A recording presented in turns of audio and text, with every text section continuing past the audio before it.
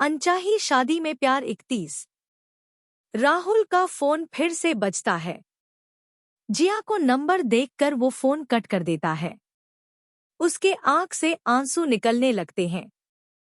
जिया, तूने मुझे धोखा क्यों दिया? तुम्हें पता है ना, बहुत मुश्किल से शादी हुई है हमारी। अगर तू आदित्य से प्यार करती थी तो बता देती।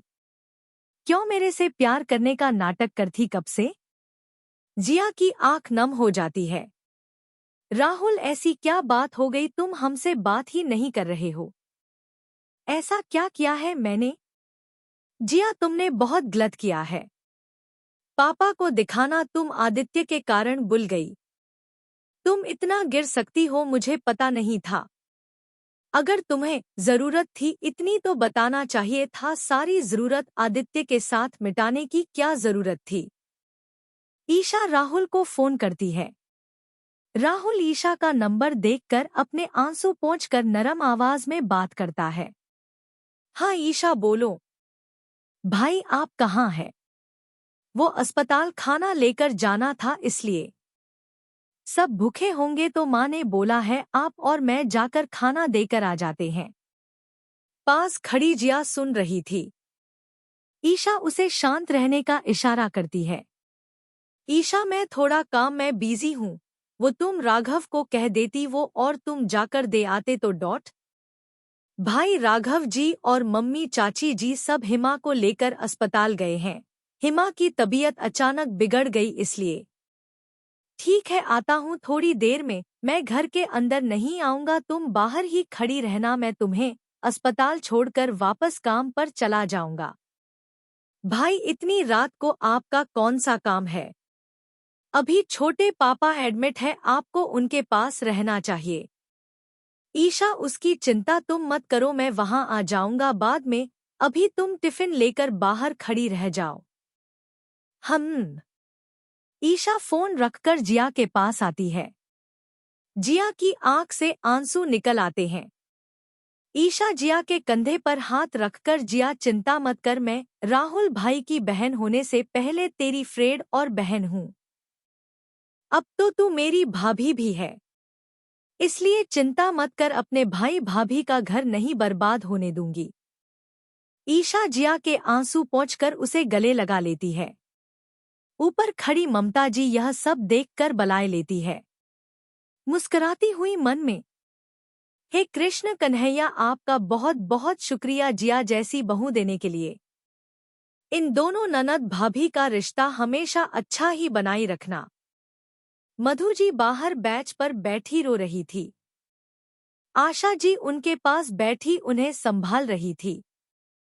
राघव 2 प्लेट खाना लेकर आता है। एक प्लेट मधु जी की तरफ बढ़ाकर, चाची खाना खा लीजिए। आप कमजोर हो जाएगी तो जिया को कौन संभालेगा?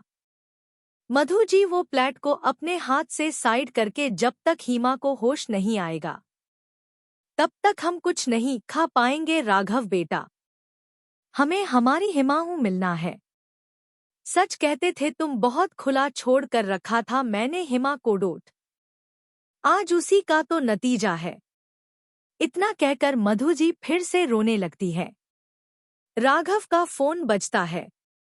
राघव प्लेट साइड में रखकर दूसरी तरफ आकर बात करता है। हाँ ईशा जी, बोलिए। क्या हुआ राघव जी? हिमा कैसी है? क्या हुआ है उसे? राघव मन में, मैं ईशा को सब कुछ बता दूं क्या? नहीं नहीं, अगर सब बता दिया तो उन्हें अपना अतीत याद आने लगेगा।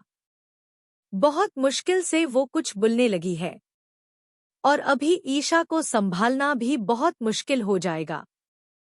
राघव जी, कहाँ खो गए आप? ईशा, कुछ नहीं, वो हिमा का नशा ज्यादा होने की वजह से उसे होश नहीं आ रहा है।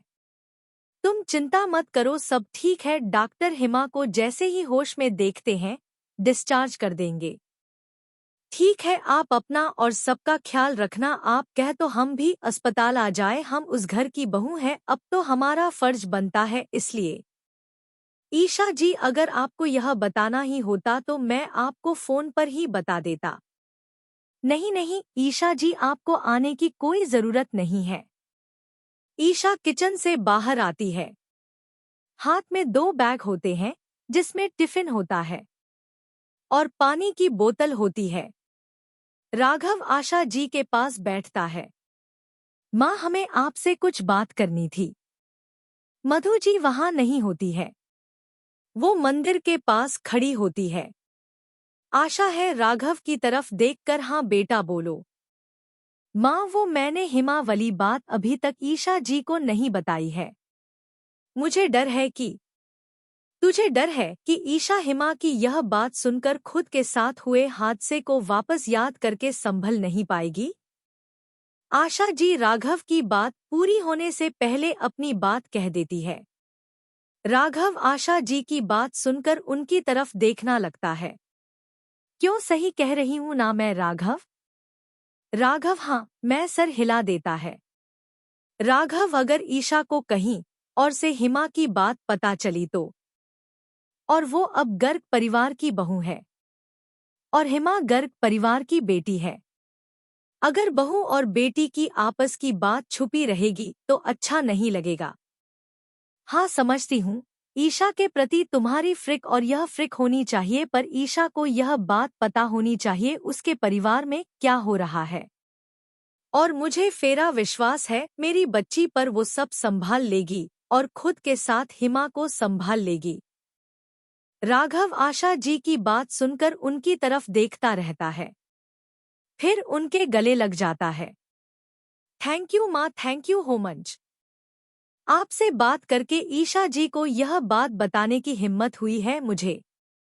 आशा जी मुस्करा जाती है और राघव के सर पर हाथ फेरकर, बेटा अभी तो सबसे ज्यादा हिमा और मधु को संभालना होगा। हिमा के पिता की सजा उन दोनों को मिल रही है। माँ, वो यह बात से याद आया, आशीष चाचा की केस की सुनवाई है 20 दिन के बाद। अगले भाग में कैसा लगा आज का भाग जरूर बताएं। धन्यवाद।